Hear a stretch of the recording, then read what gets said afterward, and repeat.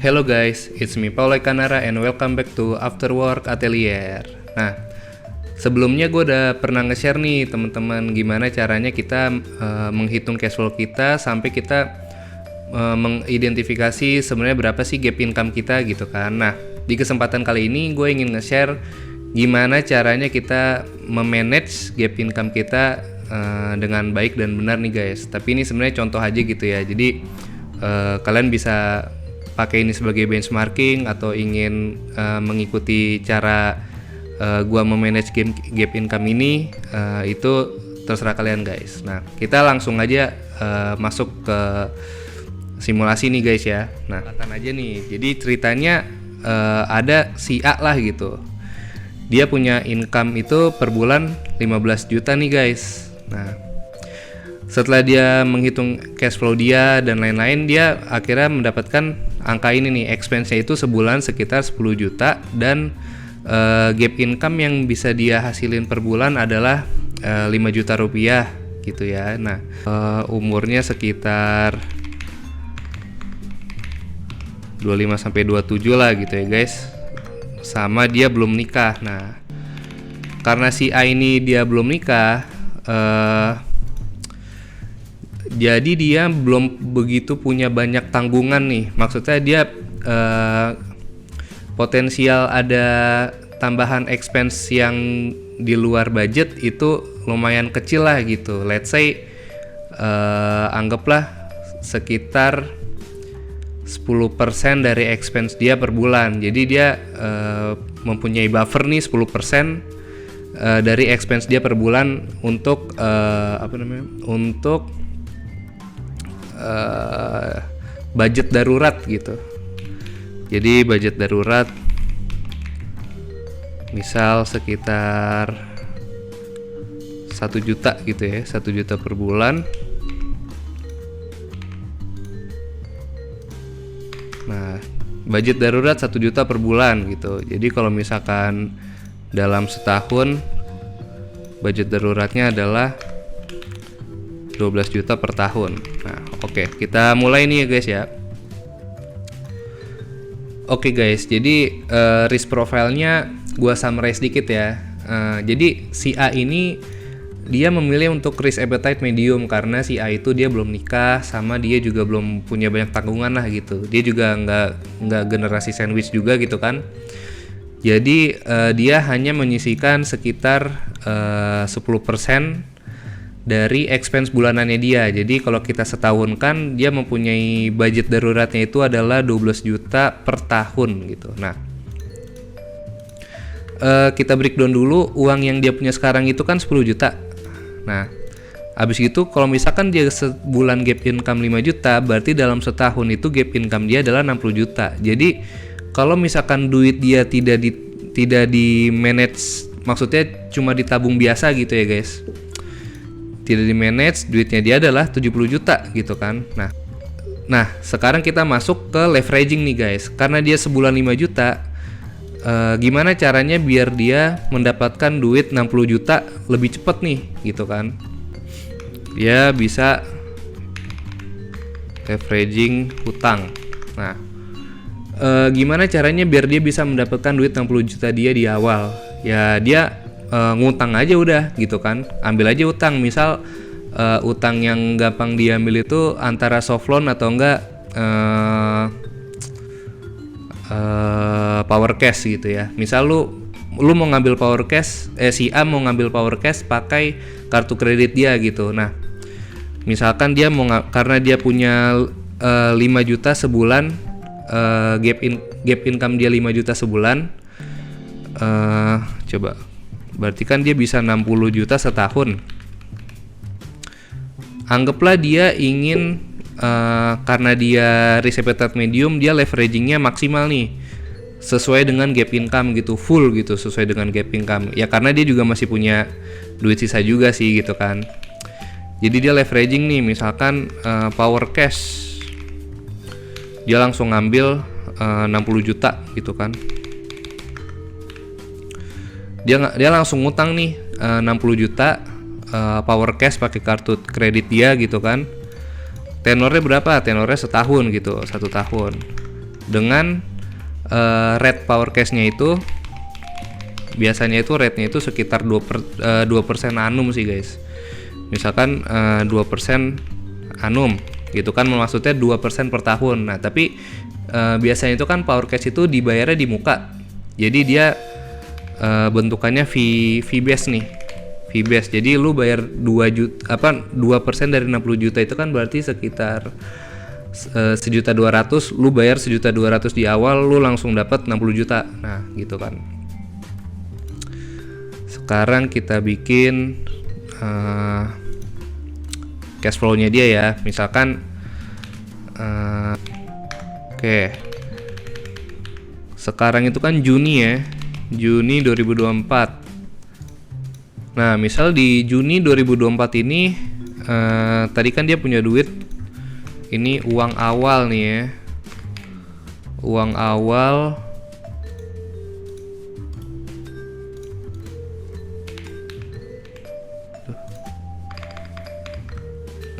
dia kan 10 juta. Nah, uang awal dia 10 juta. Habis gitu dia di Juni ini dia ngambil cash flow nih, apa namanya? Dia ambil power cash gitu kan. Ambil power cash, ambil utang gitu kan. Nah, karena dia ngambil utang berarti kan uang masuk nih 60 juta. Nah, sekarang duit dia 70 juta nih langsung. Tapi dia harus bayar fee base-nya power cash. Fee power cash 2%, ya kan? 2%-nya itu dari 60 juta adalah 1.200.000. Nah, sorry, ini minus.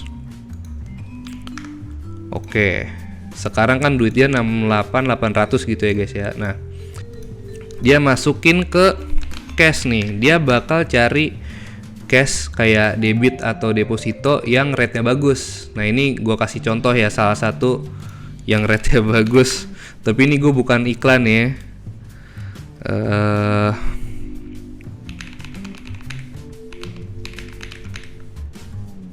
Nih. Ini contoh kartu debit dengan rate bagus nih gitu kan. Jadi kita langsung aja deh di sini nih. Ini kan jurnal. Kita bikin cash gitu kan. Cash. Nah, cashnya dia dimasukin ke debit si Tabasya tadi nih guys. Ini gue bukan iklan ya, tapi ya udahlah. Si Tabasya tadi ini kan 5,75% ya kan. Rate 5,75% annum ya kan. Tenornya itu adalah 1 tahun kan, kita mau forecast tahun. Nah berarti periodenya periode interest, periode bunga, karena dia harian berarti dia 365 kali nih dia ngasih dia ngasih bunga ke kita nih 365 kali. Karena dia per hari dia ngasih bunga nih. Anggaplah gue perhitungan gue masih di luar teks lah gitu, karena gue malas juga ngitung teksnya ya. Ini kan rate-nya ini 575. Berarti dalam setahun yield on year year on year-nya itu kan sama dengan 1 ditambah rate ya kan, dipangkatin 1 ditambah rate. Tapi rate-nya ini harus kita perharikan dulu, dibagi 365 tadi kan, dipangkatin 365. Sorry, kenapa dipangkat 365? Karena periodenya itu 365 kali guys. Nah ini dikurang 1, let's go value sih, 1 ditambah C 5,7. oh sorry pakai titik ya. Nah 5,75 per 365.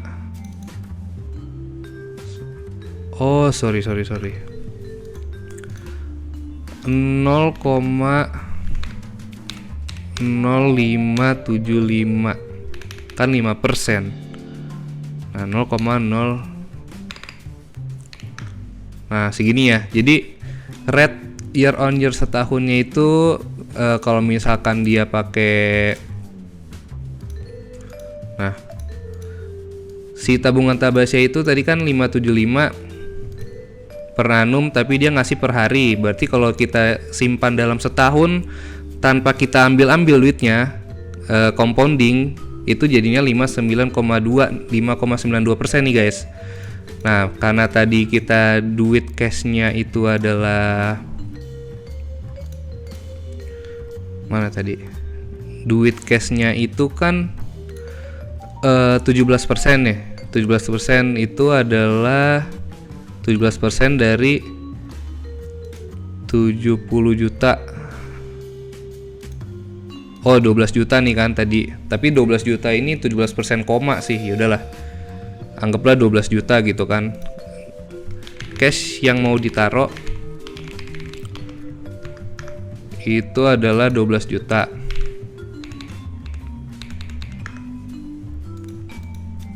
Ya kan? Mana ini? Nah, nanti cashnya itu di Juni 2025 itu menjadi 1 ditambah ini dikali ini. Nah, cashnya nanti segini nih di Juni, di 25 Juni. Oke, kita masuk ke journaling lagi guys. Berarti di Juni ini uang awal segini. Nah, untuk cash nanti kita langsung setahunkan aja lah, biar gampang. Daripada kita pusing ya kan. Nanti langsung disetahunkan aja, langsung di Juni 25. Nah, kita lanjut lagi ke tadi kan cash sudah, emas 5%. Nah, dia mau langsung beli emas pada saat itu juga ya. Dia mau langsung beli emas pada saat itu juga.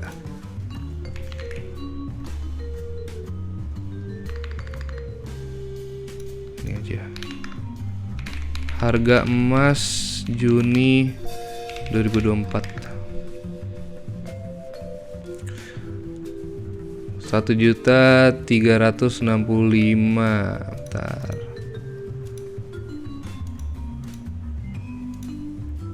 Nih gue delete dulu ya. Ini persentase, ini real nominal ya kan. Real nominalnya itu kan tadi cashnya adalah 12 juta.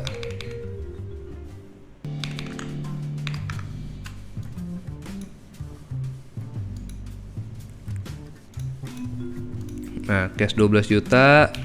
Emasnya itu dia kan tadi berapa nih? 1 gram pada ini 1.365.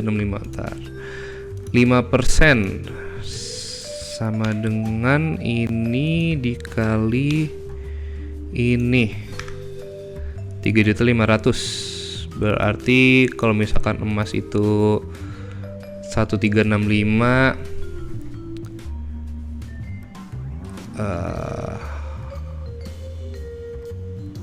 1.365 kali 2 berapa guys? Bentar. 1.365 ya kan, sama dengan ini kali 2 2730. Kalau kali 3 4 juta. Ya anggaplah dia beli 2 gram emas lah. Berarti ini kan dia sekitar 2.730.000. Nah, ini 2 gram emas ya kan. 2 gram emas segini. Nah, obligasinya 28%. Nah, obligasi negara apa nih di Juni 2024 yang launching gitu kan? SC02 12 tanggal penerbitan nih pas banget nih. ST012 5 Juni guys ya kan. Misalkan dia beli obligasi satu aja deh, ya kan, ST012. Oh ya, tadi kan emas nih, sekarang bikin dulu nih emas, ya kan. Emas itu belinya itu adalah 2 gram. Harga beli di 2000 di Juni 2024 itu adalah berapa tadi harga emas ya? 2.730.000.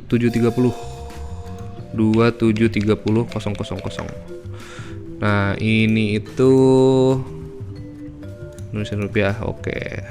Berarti nanti di gini deh. Harga Juni.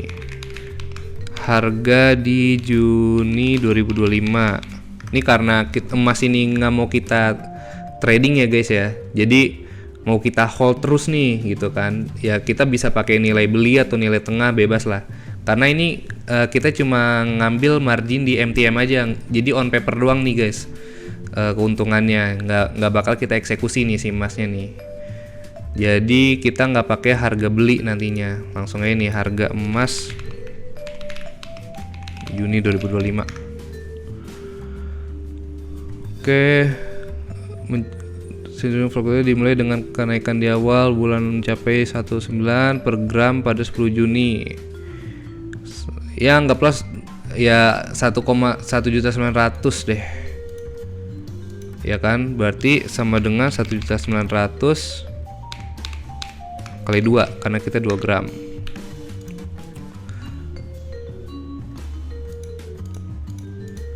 Nah, berarti yield year on year-nya guys sama dengan ini kurang ini dibagi ini. Nah, kenaikannya itu 39,19%. Nah, kalau dari cash ini kan tadi kenaikannya 5%. Oke, kita tandain dulu. Emas sudah. Sekarang kita lanjut obligasi. Tadi kan kita beli ST02 ya. Obligasi 20 juta. Ini udah berapa nih? 14.730. Kita kan 70. Berarti misal kita pingin swing trade itu 35 juta. Berarti kita beli ini seharga ini. Nah, 20.270. Angkanya keriting ya. Pusing juga nih. 20.270. Nggak bisa sih. Ya udahlah, ini 35.270 deh. Atau ini 35 deh. 35.270-nya pindahin ke sini. Ke cash aja daripada angkanya keriting ya kan. Nah, cash 12.270, berarti tadi di sini cash yang mau ditaruh 12.270. Oke, lanjut. 35 juta. Kita swing trading. Nah, misalkan kita swing trading, kita ingin holding period swing tradingnya itu sekitar 3-30 hari guys. Jadi kita swing tradingnya bener-bener yang menggunakan statistik nih. Jadi kita nggak pakai fundamental dari emiten yang mau kita beli lah, karena kita benar-benar holding periodnya nih bentar nih, 3-30 hari aja gitu kan. Nah, untuk swing tradingnya si A ini dia pingin yang nggak begitu riskan gitu ya. Dia ingin yang win rate-nya masih tinggi. Nah, akhirnya si A ini mencari saham-saham yang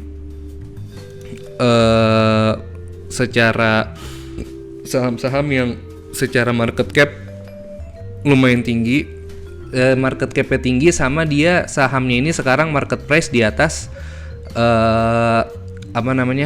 moving average 300 hari nih guys gitu ya. Jadi istilahnya nih sahamnya lagi naik gunung lah gitu. Dia ingin swing trading yang nggak begitu riskan. Nah, ini udah gue filter nih di periode Juni 24 sampai Juni 25 nih 2024 sampai 2025. Jadi dia bakal main di ini nih, di 4 saham ini. Ini biar gampang gini deh. Ini 36 aja lah ya guys ya. Ini 36. Cashnya 11 juta aja deh. Jadi 36 bagi 4 kan enak tuh, 9 gitu kan. Jadi satu emiten mainnya 9 juta gitu. Di swing trade saham dia pakai 4 emiten nih. Pertama adalah signaling yang dia pakai nih ya guys. Ntar metode dulu deh. Metode yang dia pakai adalah swing trade. Jadi apa sih swing trade? Swing trade itu adalah metode lu melakukan trading saham atau instrumen keuangan lainnya ketika harganya lagi rendah dan dia mempunyai momentum untuk naik. Lu beli tuh. Begitu dia momentum naik terus momentumnya habis, harganya udah di atas nih, itu ketika lu take profit gitu, lu jual di situ. Nah itu simpelnya swing trading gitu deh. Lu beli murah, lu jual mahal deh. Nah signalingnya apa aja sih yang dia pakai? Misal dia pakai 3 nih. Yang pertama MA 300. Jadi current price harga sekarang itu harus di atas MA 300. Habis gitu dia misalkan pakai MACD untuk ngelihat momentumnya nih, ngelihat momentum nih. MACD misalkan MACD crossing up. Signaling yang kedua MACD crossing up gitu kan. Jadi dia mau lihat memang momentumnya itu lagi momentum harganya naik nih, momentum ke atas. Sama yang terakhir itu dia pakai parabolic SAR untuk perhitungan TP dan SL. Jadi dia masang angka stop loss sama masang angka take profit itu dia pakai parabolic SAR gitu ya. Detailnya gimana nih? Detailnya gue kasih tahu. Misal saham ini ya, ini tadi udah di filter nih. Jadi dia secara market cap-nya lumayan. Ini MA 300-nya, yang bawah ini adalah MACD-nya nih. Jadi ketika biru crossing merah itu artinya momentumnya lagi momentum naik. Nih, ini secara volumenya. Volume hijau berarti momentum naik, volume biru volume merah momentum turun. Nah, parabolic SAR nih apa sih? Nah, ini yang titik-titik ini nih. Kalau titiknya lagi di bawah berarti dia momentumnya lagi naik. Nah, titik ini yang nanti kita gunakan untuk perhitungan SL sama TP-nya guys. Jadi stop loss sama take profit-nya. Nah, tadi kita kan di Juni ya. Juni 2024. Juni. Nah nih, Juni 24. Ini nih. Di sini kan parabolic SAR di bawah, ya kan? Momentumnya naik. Kita trading di sini. Bentar. Ambil short position, long position di sini. Take profit di berapa nih? Kita TPSL-nya 1:1 deh, karena dia lumayan apa ya, si A ini kan dia lumayan take the risk gitu kan bocahnya. Kita lihat di sini dia bakal take profit di hari ke berapa nih? 1 2 3 4 5 6 7 8 9 10 13 gitu ya. Jadi di hari ke-13 dia take profit, tapi kalau dia turun ya dia pokoknya intinya gitu. Gimana ya jelasin ya? Ini kan karena dia di hari ke-13 ngehitnya di TP ya, dia langsung take profit, auto order, ngejual gitu. Berapa? 15% tuh, 15,24. Nah, intinya gitu guys ya. Nah, swing trade saham, ini langsung kita bikin ininya deh. Ini kan transaksi 1, ya kan? Ini berarti nominal. result. Karena tadi kita ini juga sih, ini pakai ini, kita pakai. Oke, guys. Tadi kan contoh nih 9 juta. Terus kita lihat nih si cuan ini dia trading pertama take profit nih 15,24% ya kan. Berarti dia TP. Aduh. Dia TP di 0,1524. Ini dalam bentuk persen. Nah, 0,1524 ini. Nah, kok 0,1524, 15, kok gini sih, 0,1524. Kalau gue bikin persen, nah 15,24% ya tadi ya, take profit 15,24%, resultnya adalah 1 ditambah ini dikali ini gitu ya. Jadi segini nih duitnya nih dari transaksi pertama. Ini juga gue di luar teks ya, karena gue mager lah ngitung teksnya. Anggaplah teksnya ya teks transaksi saham nggak segede itu juga sih. Jadi ya anggaplah ini di luar teks gitu ya. Oke guys, kita lanjut lagi guys.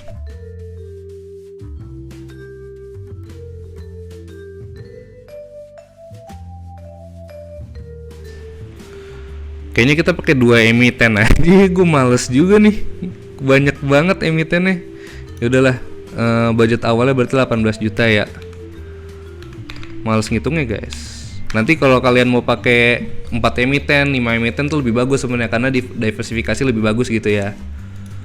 Ini ya gue males ngitung aja sih. Nah, anggaplah kita pakai 2 emiten aja. Yang pertama emiten cuan ini kan. Lanjut lagi.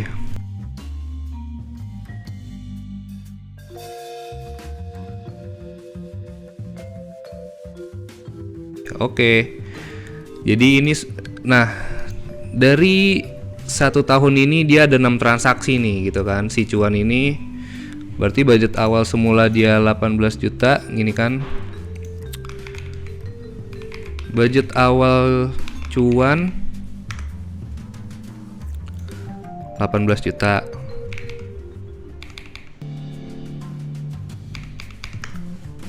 Ya kan? Aduh, kok hilang?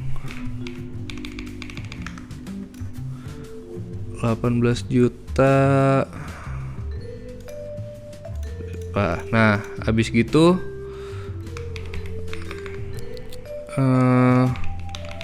nominal, habis gitu ini nih harga cuan, porto cuan maksud gua, porto cuan kita di Juni 25 ya kan. Di Juni 25 adalah segini ya kan. Berarti yield year on year-nya adalah ini kurang ini per ini dalam persen. Oke, emiten kedua kita 2 emiten aja guys ya. 2 emiten ini biar nggak terlalu banyak, gue juga capek juga kebanyakan. Cuan udah. Sekarang ini nih Dian Swastika deh. Ini gue filter 4. Tadinya gue mau nyontohin pakai 4, tapi kayaknya nggak deh, capek gue. Tadi sampai mana? Oh, ini Junia. Sekarang DSSA. Kita catat dulu guys. Emiten 2 adalah DSSA ya kan. Emiten 2 DSSA. Lanjut.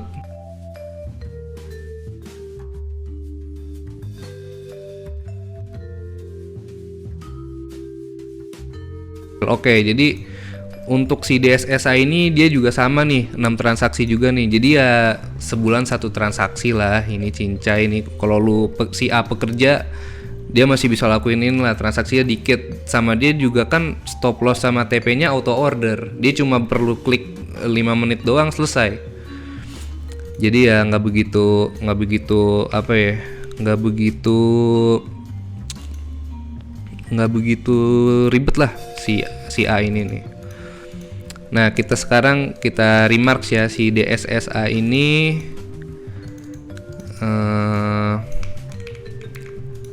budget awalnya kan 18 juta.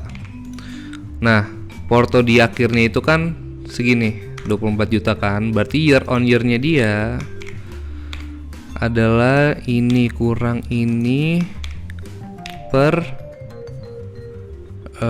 ini. Nah, persen. Nah, jadi kalau kita lihat si cuan ini, swing trading cuan dalam setahun kenaikannya lumayan tinggi, 90%. Si DSSA ini 34%. Nah, sekarang kita terakhir nih. Terakhir ini adalah obligasi nih. Obligasi 6,4 tenor 2 tahun. Oh, adanya T4, ya udahlah, T4 deh. Nah, ini T4 ini pokoknya kita yield. Jadi kita hold to mature 4 tahun kita si obligasinya kita pegang selama 4 tahun, tapi kita tetap ngitung kuponnya guys per bulannya guys. Jadi pokoknya itu on paper di tahun pertama, tapi kuponnya itu dalam cash gitu ya. Budget awalnya itu adalah 22 juta. RP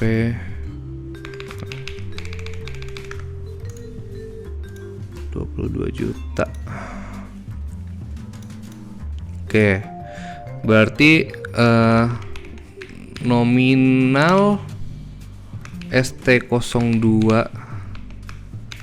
Juni 2025, premi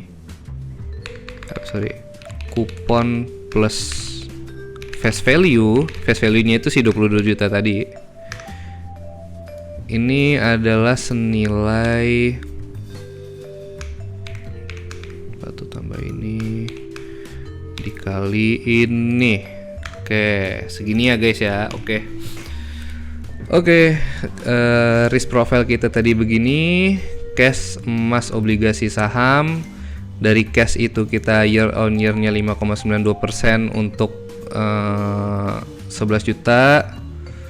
Saham itu 39% untuk 2,7 juta. Habis gitu swing trade itu 90% untuk 18 juta sama 34% untuk 18 juta. Sama obligasi itu 6,5% untuk 22 juta. Sekarang kita journaling guys.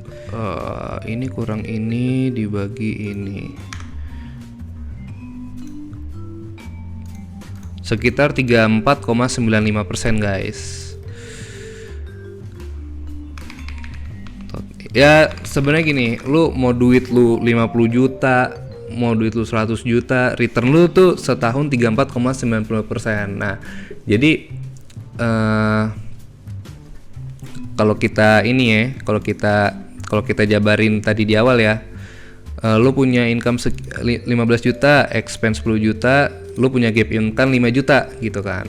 Nah, karena lu masih umur 25 sampai 27 dan lu belum nikah, budget darurat lu itu lu cuma pakai 10% dari total expense bulanan lu, which is 12 juta per tahun. Nah, saat ini tabungan lu ada 10 juta gitu kan.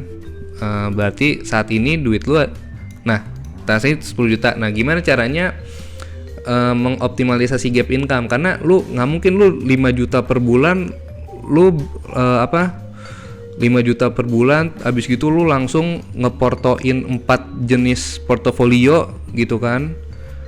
5 juta bagi 4 aja berapa guys? Nah, habis gitu juga timing belinya itu kan, timing itu kan penting ya. Lu swing trading masa lu baru punya duitnya bulan depan gitu kan, makanya lu ngutang guys, leveraging. Nah lu leveraging pakai power cash 60 juta langsung di muka. Nah kenapa 60 juta? Karena gap income lu 5 juta, jadi power cash lu itu adalah gap income lu yang lu ambil di depan, tapi dengan lu membayar 2% di awal gitu.